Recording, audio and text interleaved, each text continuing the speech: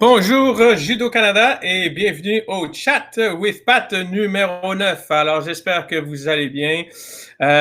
Aujourd'hui, je ne sais pas si c'est pareil à travers le Canada, mais aujourd'hui à Montréal, il fait chaud, croyez-moi. Généralement, je suis habillé avec un espèce de coton ouaté rouge pour respecter mon image de médias sociaux, mais là, aujourd'hui, c'est impossible, pas de coton ouaté. Alors, je vous souhaite de profiter de cette magnifique journée. Et avant de débuter, Judo Canada va organiser une campagne de financement. En tout cas, on essaie de ramasser de l'argent pour la Fondation Sainte-Justine le 20 juin prochain. Alors, si vous voulez aller courir pour une bonne cause, visitez le site web, le Facebook de Judo Canada et puis inscrivez-vous ou faites des dons. On vous attend. Alors, sans plus tarder, ça fait longtemps qu'on l'attendait. On voulait l'avoir avec nous, mais malheureusement, il avait attrapé le COVID-19 avec sa conjointe. Alors, on s'était dit qu'on ne voulait pas avoir de virus à travers le chat with Pat. Alors, on va accueillir avec nous du club Qui c'est qui Judo, nul autre que Ernst Larac. Alors, attention, il va apparaître. Mesdames, Messieurs, Ernst Larac, bienvenue parmi nous. Bonjour, bonjour. Ça va bien? Ça va très bien, merci. Alors, la question que tout le monde se pose, la question importante. Comment vas-tu et comment va la tendre et gentille Sarah Mazouz? La famille, comment ça va? Ça va bien, tout le monde a récupéré. Ben, c'est ça être marié, hein? Elle l'a eu, moi je l'ai eu après. Ben, c'est ça, mais bon, ça va bien. Tout le monde va bien, Nila va bien, notre petite fille, ça va. Donc, tout le monde est en santé, tout le monde se porte bien. C'est ça. Super. Alors, on salue Sarah, on lui donne des becs, on lui envoie plein de bonnes énergies et puis on va continuer avec toi pour la suite des choses. Alors, Ernst, on va commencer par une brève présentation de qui tu es, parce que je suis certain que plusieurs te connaissent, mais il y a sûrement des questions qu'on se pose ou il y a des choses qu'on n'est pas certain ou qu'on ne savait pas. Donc, tu es né, et là, ça, j'en doute fortement, tu es né en 1970. C'est bel et bien ça? Eh ouais. Ouais. T'es J'ai sûr? 50 ans en novembre, là, bientôt. 50 ans. Eh bien, moi, là, je vais juste vous montrer, mesdames, messieurs, une photo de Ernst qui nous prétend, je dis bien, aller avoir 50 ans. Et vous me direz si vraiment vous croyez que ce jeune homme va avoir 50 balais. Ah, Non, mais bah, franchement, hein? C'est ouais, quoi mais ton bon, ouais. secret? Ben, je m'entraîne tout le temps. J'arrête pas. Seigneur, écoute, je pense qu'on est plusieurs à être jaloux et à vouloir avoir l'air de ça quand on va avoir 50 ans. Hein? Parce que là, je suis pas certain de ça, moi. Je remets en doute. 50 ans, 50 ans. Peut-être que ça a été truqué un peu aussi, on ne sait jamais, là. D'après moi, il y a du Sarah Mazouz en arrière de ça, là. Il y a du Oh non, Photoshop ou quelque chose, non? non. Non, c'est vraiment ça. Je m'entraîne beaucoup. Combien de temps je vais le garder encore? Ça, c'est là la question. Excellent. Ben, on va sûrement te revoir dans d'autres chats with Pat, puis on va essayer de voir si c'est maintenu, mon ami. Euh, Ceci étant dit, tes origines, tu es d'origine haïtienne, mais tu es pas né en Haïti. Non, je suis né à Montréal. Mes parents étudiaient ici. Mon père faisait son doctorat. Ma mère a fait son bac ici. Donc, je suis né ici. Mais une fois qu'ils ont fini les études, on est retourné en Haïti. Donc, j'ai vécu mes 16 premières années en Haïti et je suis retourné ici après. OK, donc toute ton adolescence, tu l'as passé En Haïti, en Haïti. c'est ça. C'est ça. OK. C'est là que j'ai commencé le judo d'ailleurs. OK. Bon, on va y revenir de toute façon tout à l'heure dans Oui, quelques instants. Tu es marié oui. Je suis marié et à papa. Sarah Bazouz. Et j'ai une petite fille, Neila, une petite fille adorable, des fois. Et Donc, des fois, c'est ça. C'est mi-ange, mi-démon, là. C'est ça. alors on connaît tous ça. Quand on est parents, on sait qu'ils sont mi-ange, mi-démon. Je confirme. Voilà, c'est ça. Tu as commencé le judo, tu dis, tu as commencé le judo en Haïti. C'était Oui. où précisément, puis avec qui? Ben, j'ai commencé le judo à 7 ans avec mon père. Mon père a un club de judo qui existe encore d'ailleurs. Donc, j'ai commencé à 7 ans. Comment c'est arrivé? Ben, je me rappelle plus trop, mais j'ai pas trop eu le choix de faire du judo, quoi. Pour mon père, c'était clair qu'il fallait que je fasse du judo. OK, je comprends. Ouais, je pense qu'on est plusieurs dans cette situation. Hein? Ouais, je pense que oui. Tiens, on va Si je faire m'en rappelle, je pense que oui. Oui, c'est ça, on c'est va mon faire un père. clin d'œil justement à ton papa. Et je pense qu'il a occupé un poste important à Haïtienne. Oui, ben, au niveau du judo, il a été président de la Fédération haïtienne de judo. Au niveau politique, il a été ministre là-bas. C'est quelqu'un qui s'impliquait, là. La politique, il aimait ça, quoi. C'est pour ça que toi, t'en fais un peu moins, j'ai C'est pour l'impression. ça Hein? que moi, non, ça ne m'intéresse pas du tout. Moi, j'essaie de rester loin de ça. Tu as été 2 fois champion canadien ici au Canada. Ouais. À ce moment-là, c'était quoi tes rêves? Ben, bien sûr, comme tout athlète, toute personne qui aspire à être athlète de haut niveau, ben, moi, je voulais être champion olympique, je voulais être champion du monde, je voulais, ou alors au moins aller aux Olympiques, aller au championnat du monde. Ça a toujours été assez clair. À partir de 17 ans, parce que j'ai commencé la compétition tard, j'ai commencé à 17 ans la compétition. À partir du moment où j'ai commencé la compétition, ça a été la piqûre, puis ça a été ça mes rêves, c'était de devenir un champion du monde, champion olympique pour le Canada. Puis, donc, tu t'es battu longtemps, je me rappelle. Ben, je me rappelle. Et je me rappelle des camps d'entraînement où on essayait de courir plus vite que Ernst Sarak, mesdames, messieurs. Et croyez-moi, il aurait pu faire de l'athlétisme. Il courait vraiment vite. Tu as décidé de changer et tu as commencé à te battre pour Haïti. Est-ce que le choix a été facile? Non, ça a été vraiment difficile. Quand tu es un compétiteur, tu veux gagner. Si tu commences un combat, tu veux aller jusqu'au bout du combat, puis idéalement remporter la victoire. Donc pour moi, au début, je l'ai vécu comme un échec. Mais quand j'y pense, c'était soit, à ce moment-là, c'était soit j'arrêtais le judo compétitif ou je faisais ce move-là. Parce que je venais de perdre mon carding. Donc, j'avais recommencé à travailler à temps plein avec des horaires qui ne permettaient pas de s'entraîner comme il fallait. Et un jour, mon père, il m'a appelé, il m'a dit, ben, j'ai la solution pour toi, mais tout dépend de toi. Donc, mon père était président de la fédération. Et il m'a dit, tout dépend de toi, tout est sur les épaules. Si tu veux prendre le stress, vas-y. Donc, ce qu'il m'a proposé, c'est qu'il y avait les championnats panaméricains un mois après. Donc, il m'a dit, je te mets sur l'équipe d'Haïti au championnat panaméricain. Tu te débrouilles pour gagner une médaille. Si tu gagnes une médaille, avec ça, je te fais une demande à la solidarité olympique pour une prise en charge totale jusqu'aux Olympiques. Donc, c'est ce qui est arrivé. J'ai gagné la médaille. J'étais au Panaméricain, j'ai gagné la médaille, j'ai eu la bourse et ben, ça a suivi. Donc, c'est ça. Et ça a Mais suivi. ça a été assez difficile. Oui. Non, mais ça a suivi. C'est difficile, sauf que 7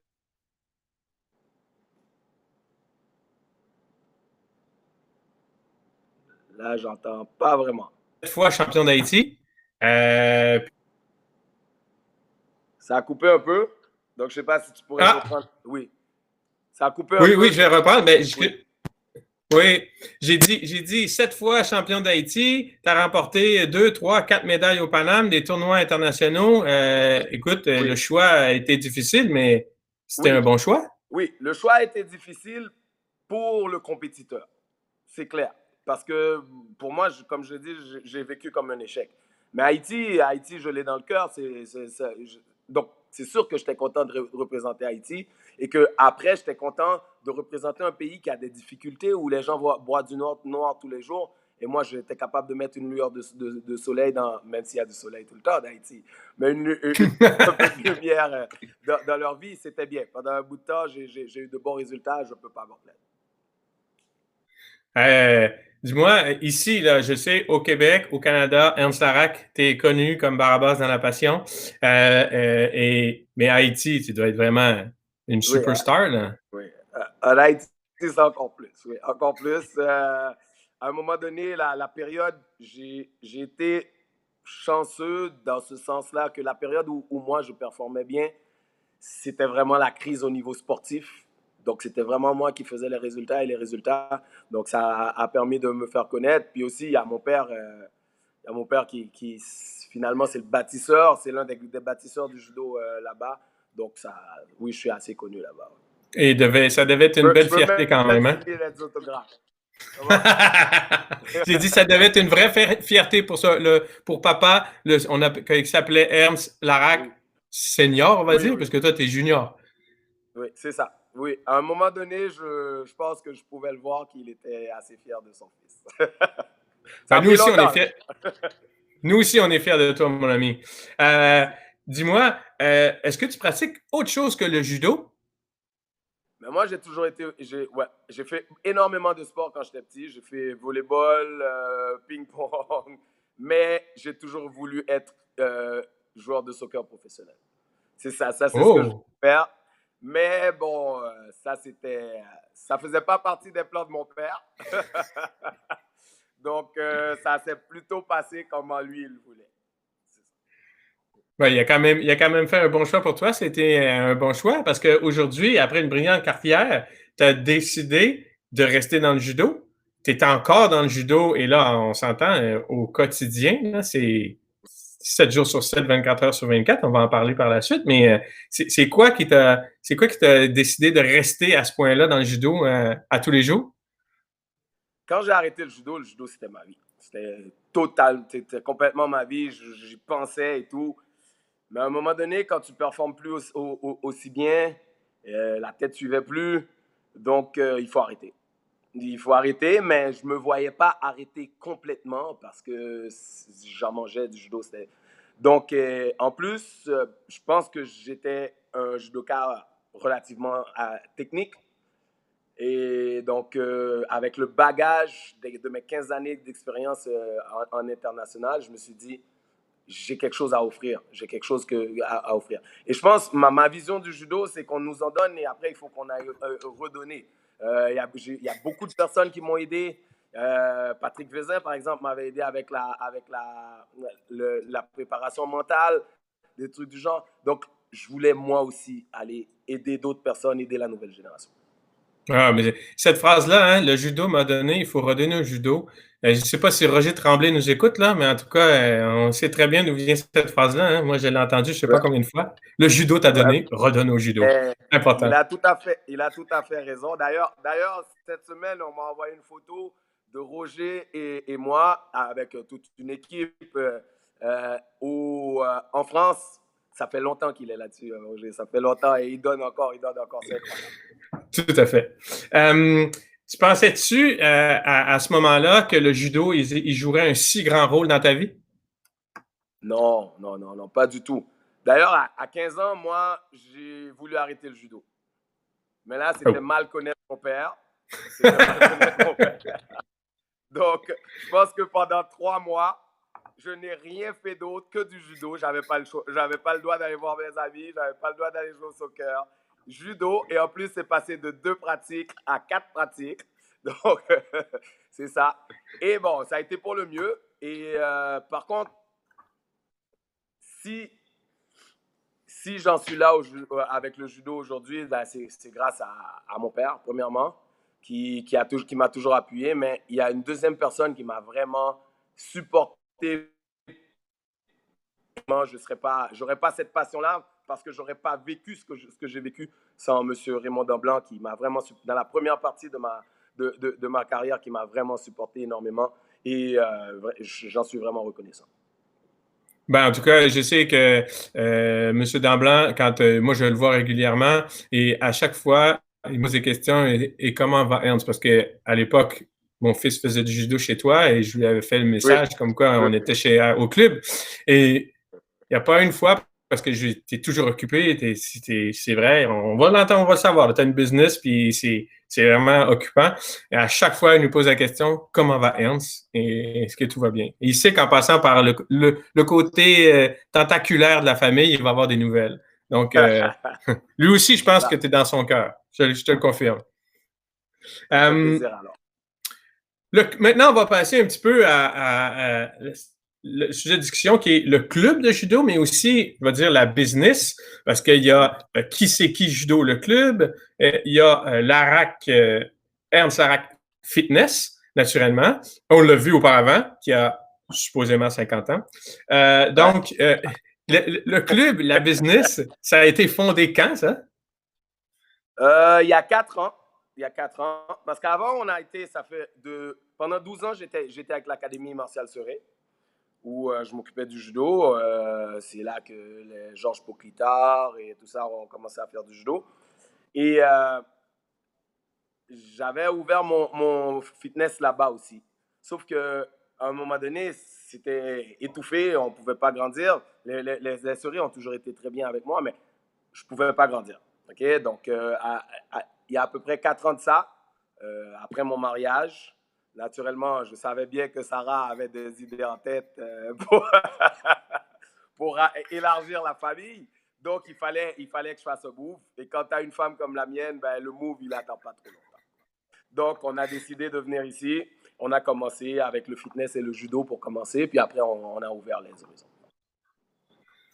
Ben, tu n'aurais pas dit ma question parce que là, j'allais dire, la question c'était est-ce une décision familiale? Mais oui, c'était familial. Hein? Une décision féminine. Non, ben, oui, c'était une décision familiale. C'est ça. Tout à fait, je comprends. Mais j'ai un divan ici au sous-sol, là, si tu veux. Là. La quarantaine est passée.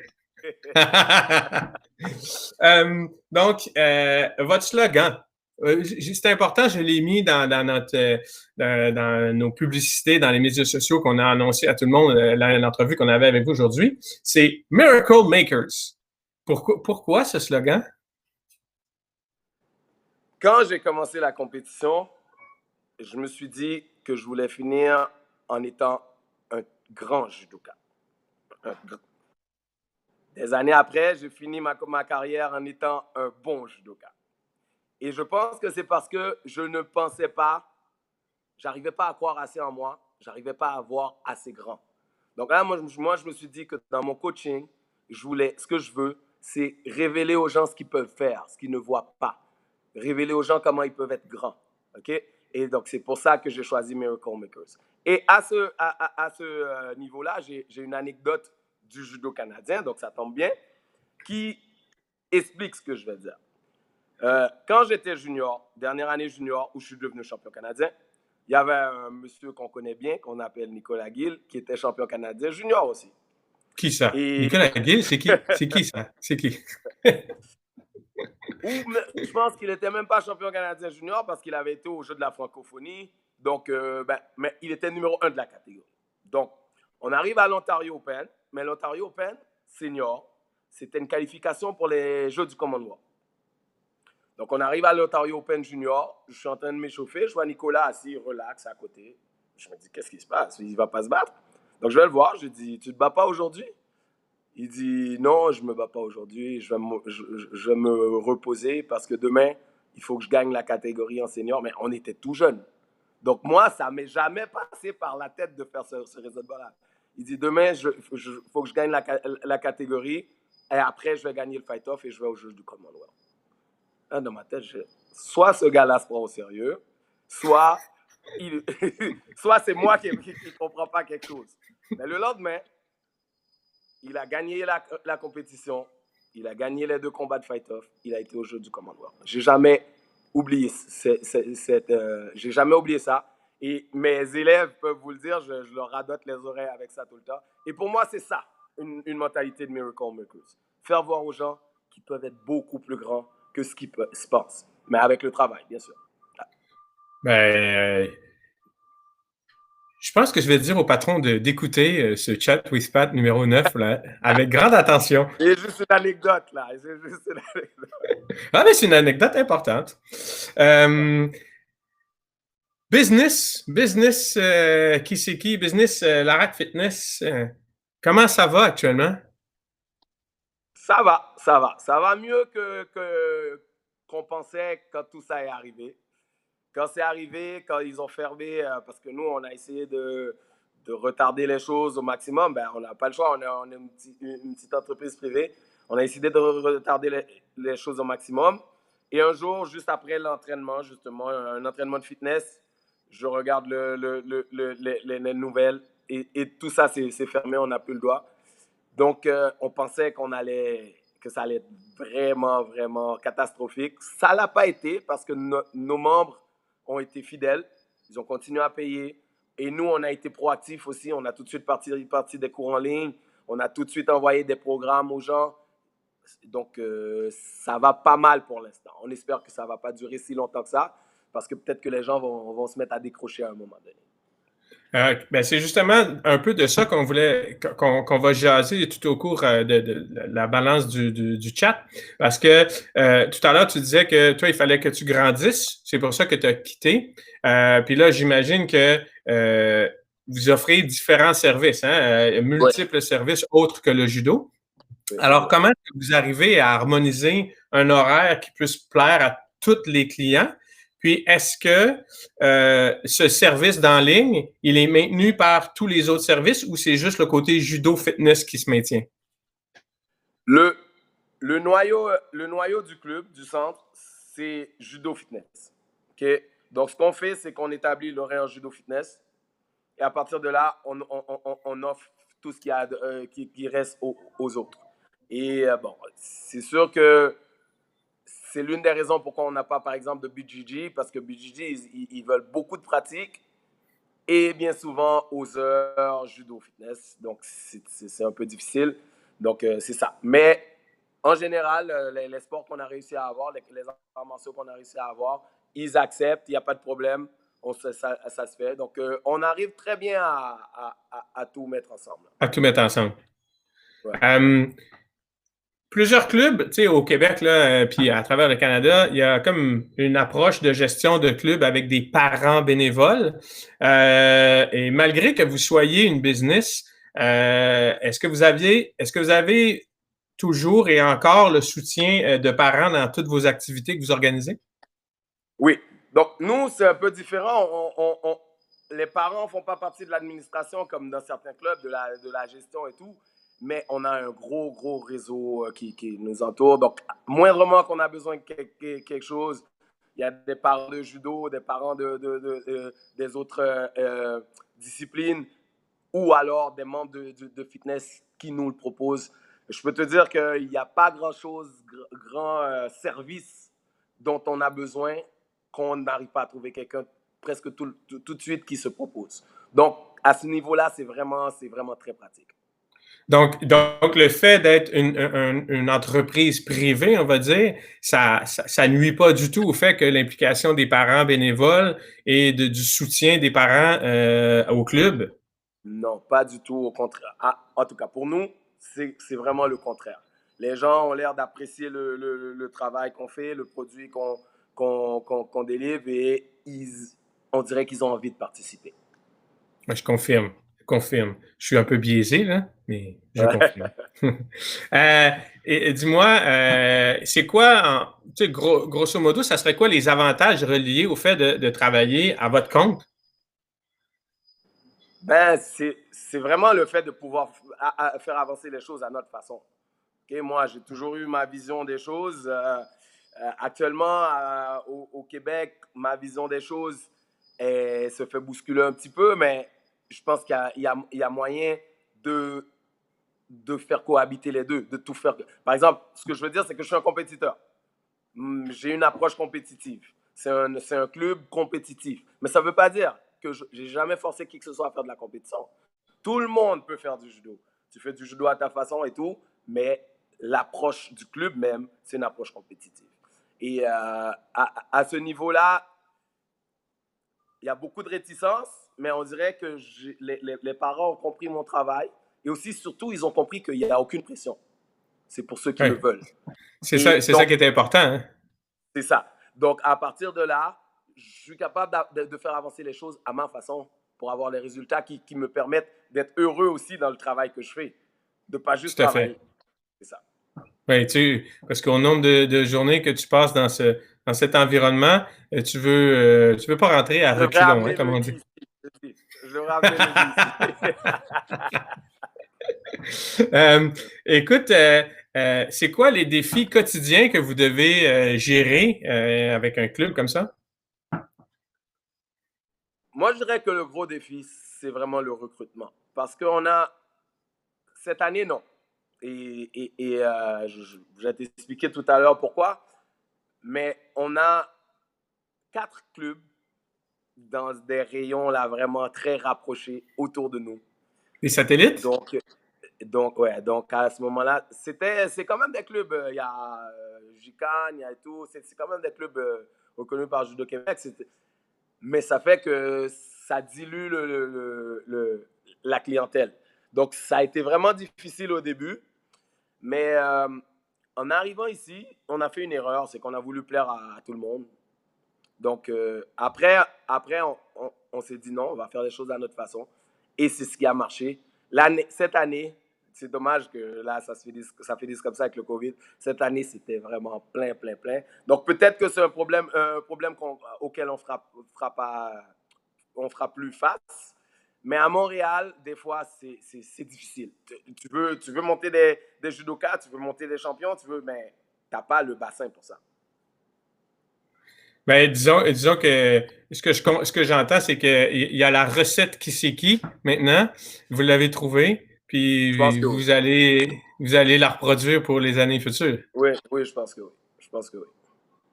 C'est des bonnes nouvelles. On est content d'entendre Ouais. ça. Euh, c'est quoi, tu sais, le club, bon, il est nouveau, il y a 4 ans.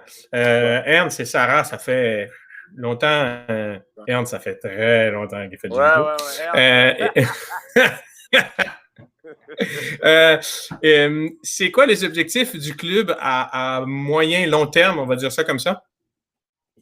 Les objectifs, moi, je les fixe toujours à 2 niveaux. Le niveau général et le niveau compétitif, bien sûr. Donc, au niveau général, euh, l'objectif, ce serait, avec tout ce chambardement-là, de garder le membership et de continuer à assurer la qualité. Parce que, personnellement, tout le monde qui rentre ici, qui rentre pour la compétition ou qui rentre pas pour la compétition, je veux que ce soit un bon judoka en sortant. Je veux. Intéressant. Il y a des approches où il fait du judo loisir. On va pas l'emmerder avec ça. Là. On va le laisser aller. Non, moi, je veux donner une attention à chaque personne. Chaque personne qui sort du club, ça doit être un bon judoka. Notre mandat, c'est de former des bons judokas, compétiteurs ou pas. C'est ça. Au niveau compétitif, notre objectif, ce serait de recommencer à monter des jeunes sur l'équipe provinciale nationale parce que en partant de l'Académie Serré, on a eu un creux. On a eu un creux et là, on est en train de travailler à remonter. Donc, c'est vraiment notre relève. C'est ça qu'on veut travailler. Parce que notre équipe senior a toujours été relativement forte, mais on travaille sur la relève pour recommencer à envoyer des gens qui peuvent performer. La prochaine génération. Hein, on va C'est se ça. préparer. On en a parlé un petit peu, mais avec la situation actuelle, là, ce que j'ai compris, vous arrivez à maintenir un lien avec vos membres.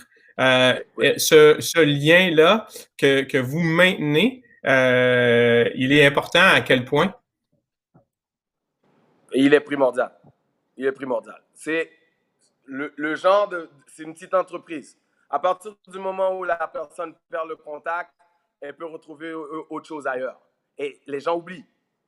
Ils oublient que oh, j'aime vraiment m'entraîner avec eux pour ça, pour ça. OK? Donc, on est obligé de garder le contact pour qu'ils disent voilà pourquoi j'aime ça. Donc, je pense que c'est primordial et nous, on n'a pas l'intention de lâcher. C'est pour ça que pour le judo, c'est plus compliqué. Mais là, avec les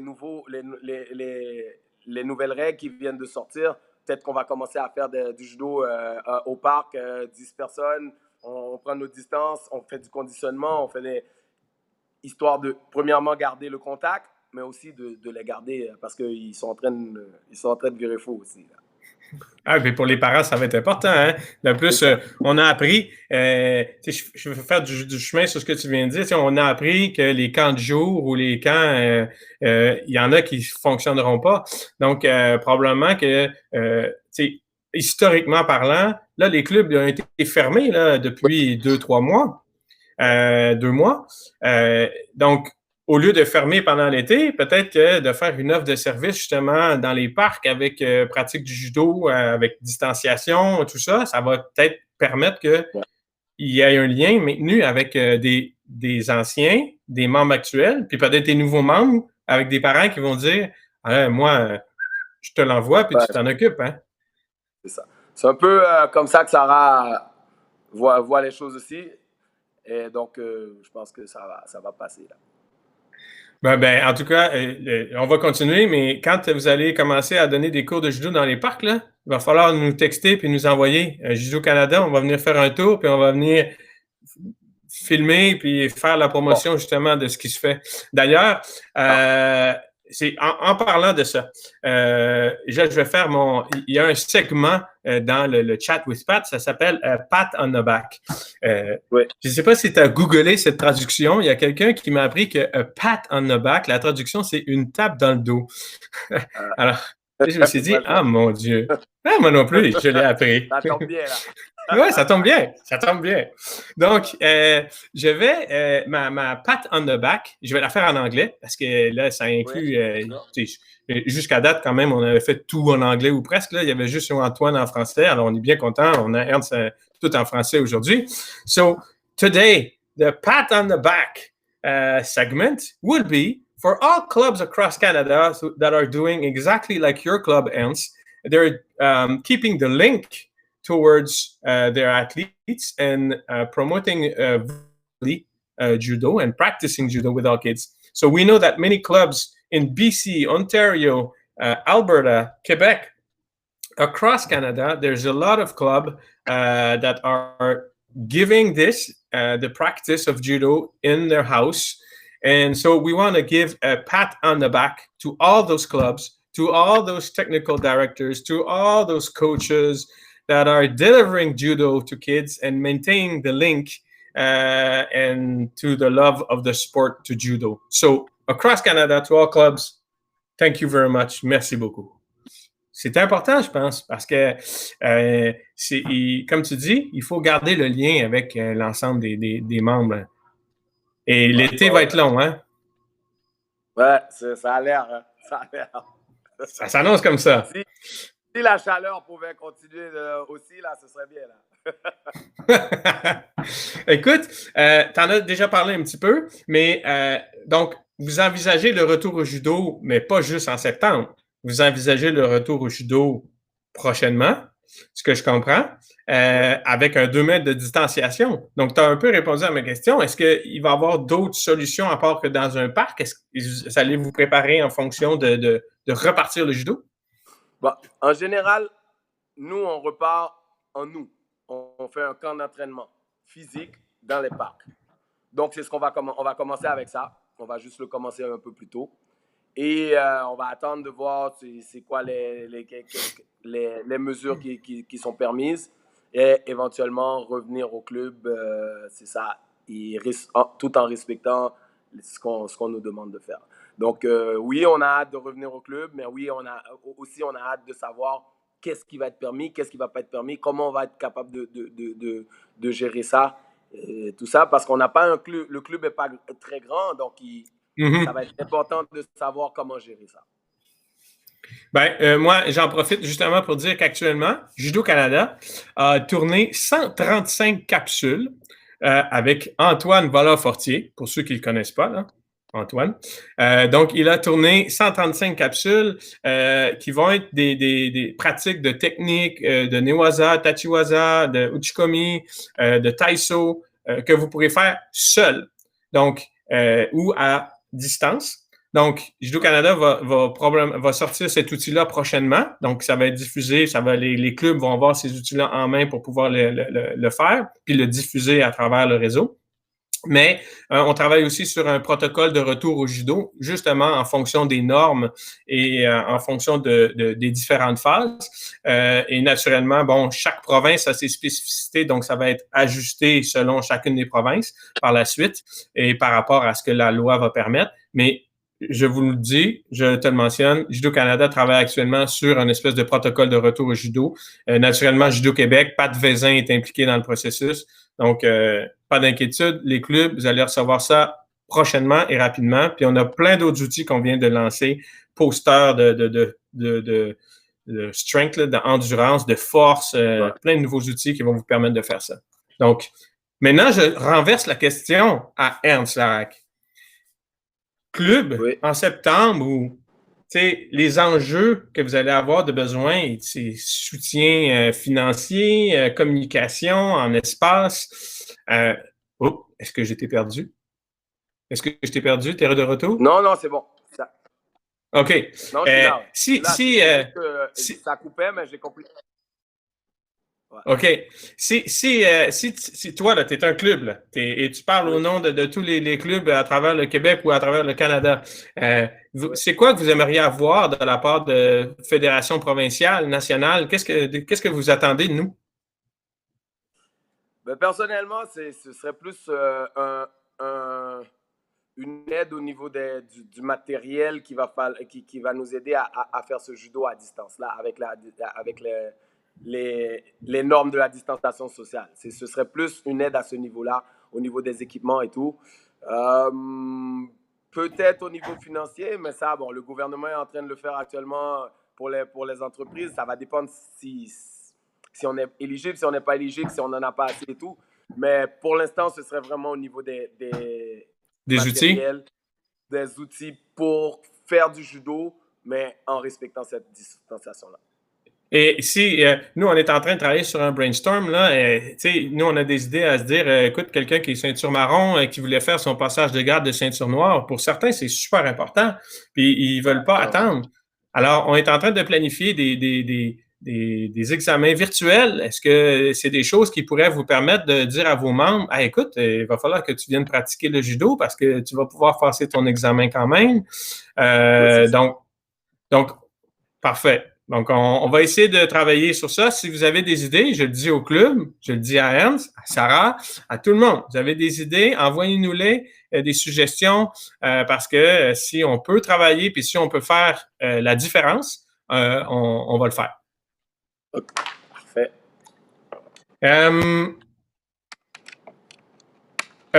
Ça, c'est la question qui tue. Oui. Ernst, est-ce que tu penses que la situation actuelle du COVID-19 aura un impact sur le membership?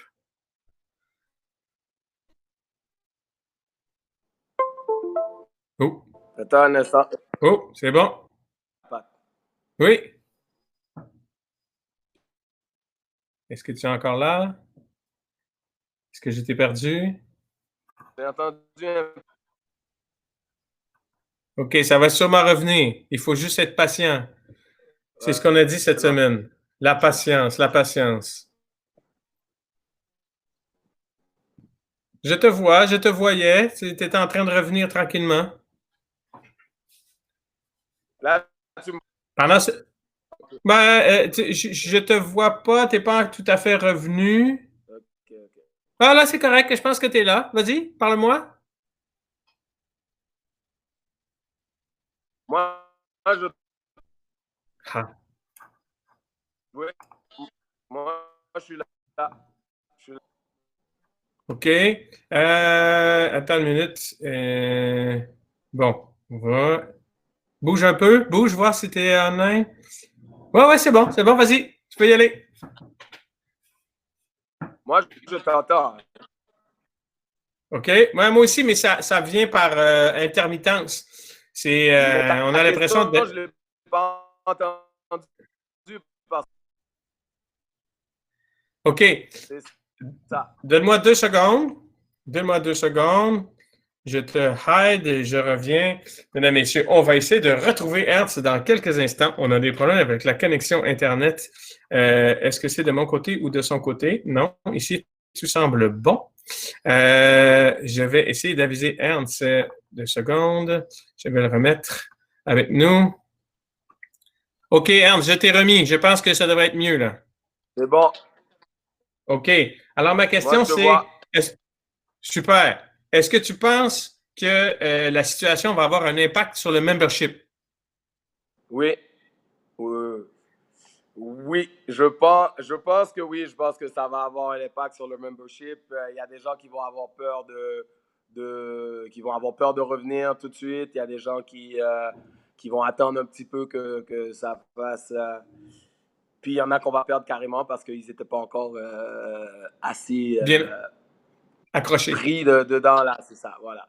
C'est ça. Je pense que oui, mais je pense qu'éventuellement, ça va revenir à la normale. Éventuellement, on va aller chercher ce monde-là encore et repartir. Bien sûr, ça va dépendre de la situation. Puis, je pense que le travail doit être fait à partir de maintenant pour garder justement le lien puis essayer de conserver et faire une rétention plus forte. Hein? C'est ça, c'est ça. C'est ça. On essaie de garder le contact avec les gens qui sont là.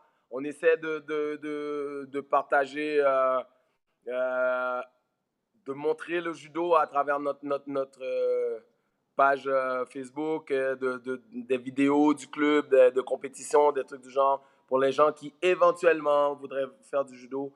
Donc, oui, je pense que même si ça baisse, ça devrait remonter à un moment donné sans problème. Ouais. Soyons positifs. Soyons positifs. C'est positif là-dessus. Juste avant de passer au jeu, où tu m'as dit, je ne suis pas stressé, tout va bien aller. Je sais, tout le monde dit ça, tout le monde dit ça.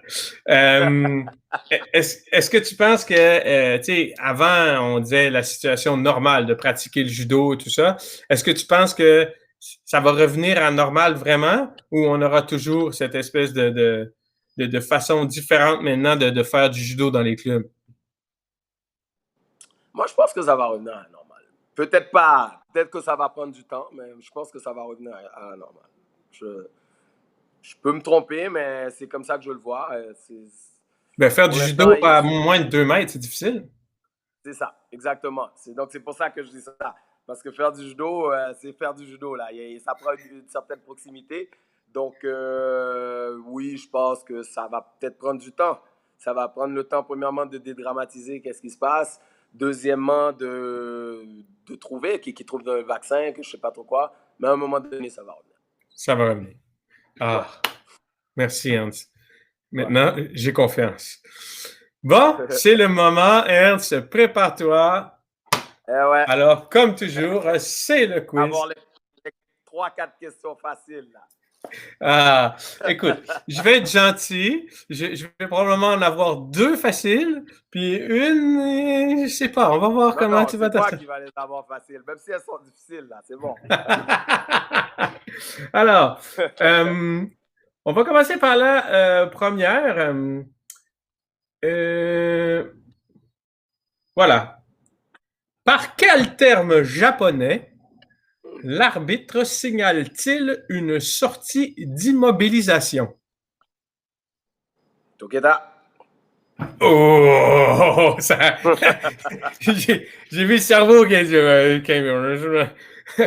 me suis dit, ça peut pas être si facile que ça. Oui, je confirme. Je confirme. Alors, le deuxième, alors, il faut faire attention. Que désigne le terme technique Tai Otoshi? Ah, je suis gentil, hein? C'est ta technique, ça. Oui, attention. Une chute dans l'angle, une technique de sacrifice par renversement dans l'angle ou un renversement du corps? Une chute dans l'angle?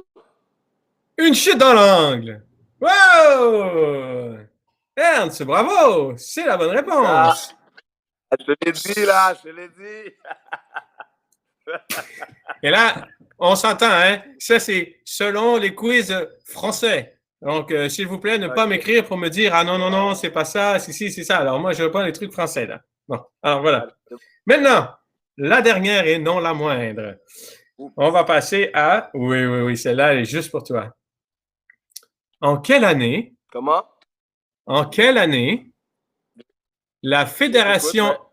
En quelle année la Fédération haïtienne de judo a-t-elle été fondée?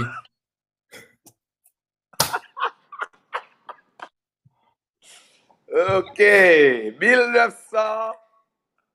Ah! Ah, je savais là que ça allait être difficile. Je dirais 1980. Oh! T'es vraiment pas loin! C'est 1978! Oh! Bon, tu vois, Ben, quand... celle que je devrais connaître plus, là, c'est celle que je connais pas. Bon, c'est bon. Je t'ai dit, c'est pour ça que je t'avais gardé celle-là pour la fin, c'était le dessert. Mais tu t'es pas trompé de beaucoup quand même. Bon, ben, Tu m'as pas sorti non, ça. 1942 ou... Je savais que c'était dans les eaux, là, mais bon. Super, ça en est très bien sorti, mon ami. Maintenant, Merci. euh, écoute, le dernier thème, généralement, c'est le conseil d'un entrepreneur là, qu'on a, parce qu'étant donné que, oui, tu es un directeur technique, oui, tu es un ancien judoka, mais actuellement, vous êtes des business, vous travaillez, vous êtes des entrepreneurs. As-tu des conseils, recommandations à quelqu'un qui voudrait démarrer un club? Qui veut démarrer un club? Il faut que tu aies l'air de bonne Ça gêne humeur, là, parce encore, que pas, s'il y tu en a qui m'entends ou veulent pas? démarrer, là. Oh, oui. OK, tu m'entends, OK. Ben, actuellement, on est à l'ère, on est à l'ère de l'Internet et tout, là. Je pense que la publicité joue, en tout cas pour nous, ça joue un très, très grand rôle. À partir du moment où on a été sur les réseaux sociaux, où on a commencé à faire de la publicité, on a été capable d'attirer le monde. Et là, on a été capable de donner de présenter notre produit. Donc, à ce niveau-là, moi, je pense que c'est un outil. C'est l'impression que j'ai en regardant que les clubs de judo n'utilisent pas assez pour promouvoir notre sport, pour aller attirer des gens. Si on regarde sur Internet, on parle beaucoup de jiu-jitsu brésilien, de tout ce qui est UFC et tout. Le judo un petit peu plus en retrait, alors qu'on a un sport incroyable qui est capable d'attirer autant de gens que ça. Donc, pour nous, Sarah et moi, on joue beaucoup sur les réseaux sociaux. Et je pense que ça nous, comme je t'ai dit l'année dernière, ça a payé. Bon, écoute, je pense que ce Les outils. conseil, oui, les utiliser, et je pense que ce conseil, on va le lancer à Ouais. ceux qui veulent démarrer un club, mais à ceux qui ont actuellement des clubs aussi, Ouais. parce que c'est important. J'ai dit qu'il va falloir, il Moi, faut je le pense que message. c'est important. Parce que finalement, il faut avoir une clientèle. Okay? Il faut partir par une clientèle. À partir de là, on peut donner le produit. Donc, pour arriver à cette clientèle-là, je pense que utiliser les médias sociaux, c'est très important. Super. Écoute, Ernst, c'est ce qui met fin à notre rencontre parce que toi, je sais que tu as encore d'autres personnes que tu vas rencontrer avec qui tu dois donner des Des comment dire ça, entraînements. pas des Ouais. stages, là, mais des entraînements. Voilà, merci. Ouais. Merci de m'avoir aidé dans mon mot. Donc, on va te laisser le temps d'aller manger. Et avant de quitter, quand même, encore une fois, hein, et moi, c'est important, j'ai dit à tout le monde, écoutez, il dit qu'il a 50 ans. Il nous a annoncé qu'il avait 50 ans. Alors, mesdames, messieurs, je vous le dis, si vous voulez avoir l'air si jeune, si beau et si musclé, inscrivez-vous chez Ernst Larac Fitness et je vous Ernst promets. Fitness. Oui, voilà. Donc, je pouvais. Ernst Fitness pour des abdos qui partent plus, là. Écoute, Ernst, merci infiniment pour le temps que tu as pu nous consacrer. On C'est vous un souhaite plaisir pour moi. On vous souhaite que tout aille bien, que le club aille bien. Je réitère encore, quand vous serez prêt, quand vous donnerez vos premiers cours de judo dans un parc avec la distanciation et le respect, s'il te plaît, il faut me texter. Je serai présent, je vais venir vous filmer, on va faire la promo. Vous êtes un super club qui c'est qui judo et l'Arac Fitness. Vous faites un excellent boulot. Continuez, travaillez fort. Vous travaillez fort. Et puis, continuez. On est bien fiers de vous. Puis, on espère qu'il y a d'autres clubs comme vous qui vont partir puis qui vont émerger. Lâchez pas la patate, comme on dit. Merci beaucoup. Merci de nous avoir donné cette opportunité-là. On est très contents puis on va continuer à travailler. Merci. Super. Écoute, je vais donner le dernier mot de la fin. À chaque fois, le dernier mot de la fin à tout le monde. Folks, please stay home, stay safe and stay strong. Parce que là, we don't want to catch anything. So please be Non, safe and. c'est ça. Sinon, Hein? ils vont l'avoir comme je l'ai eu là. C'est ça. Alors, tout va bien aller. Ernst, salutations encore une fois à toute la famille. Merci beaucoup. Puis, on se reparle bientôt. Merci. Allez, bonne journée tout le monde. Ciao. Ciao.